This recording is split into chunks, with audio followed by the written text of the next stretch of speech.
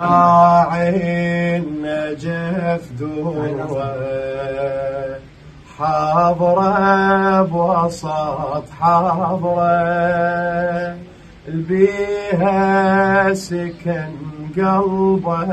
اطمئن بيها